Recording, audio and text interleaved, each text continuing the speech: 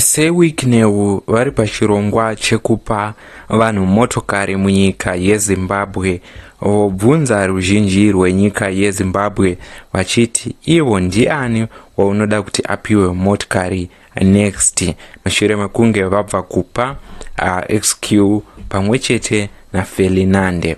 Kusangana kwataita paHarare Networks patinobata nhau dzinenge dzichiitika munharaunda nemunyika yedu yeZimbabwe.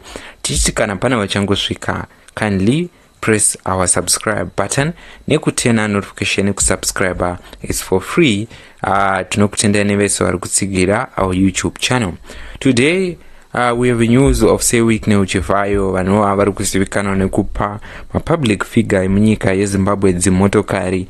Ouya nechirongwa chava kubvunza ruzhinji kuti ndiani wamukati angapiwe motokari. Potaurika mashoko abudisa kuti Wicknel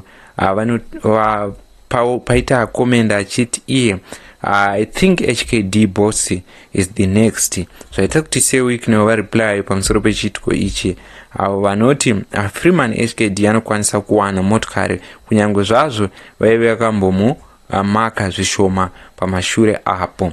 Mushure mekunge vakanyora mashoko achiresponda mashoko akanyorwa apo vachiti I think I were right, ndanga ndakamumaka hangu because he failed to acknowledge my presence one time at HICC. Ndikati kamfana aka hakana respect aka ndakazomuregerera hangu, so I think he is a good choice as well. Family yese ya madam vangu vanomuda zvisingaite and they keep asking kuti why do you hate him.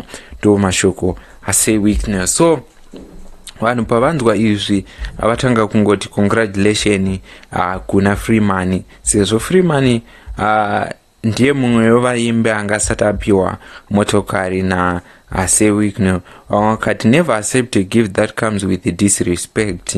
Ndo mashoko ari kutaurwawo veruzhinji vachiti ye Freeman wacho ndaasatambira gift iri kuuya nedisrespect yakadai. Wakati Freeman ndagara anodiwa nemunhu wese. Adzati family yese yamadam not forgetting yake futi because anafegi mufana wake atogone na Freeman ndiro got rake even iti Superman ndiwanze vanozviziva kuti Freeman ishasha.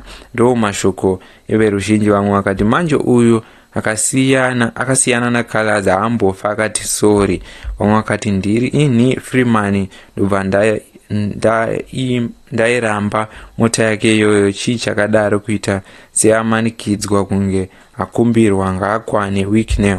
Ndo mashoko everuzhinji. Ndidzo nhau dzatakabata. Munoti chini mashoko Wicknel Chivhayo avabvunza vachiti ndiani wanikape motokari panext apa. Ngatinyore mucomment section titaurawo muono yenyu nematongero enyu. Veruzhinjiwo vamwe vari kutiwo stand master avo vanhu vanobatsira vanhu vakawanda munyika yeZimbabwe vanofanira kupiwawo motokari. Vamwe vakati I think Hosea Chipanga. So vanhu vakawanda vaimeshena vachiti stand master anofanira kupiwa motokari sezvo ashanda panhau philosophy kwaakuita achibatsira vanhu veruzhinji munyika yeZimbabwe.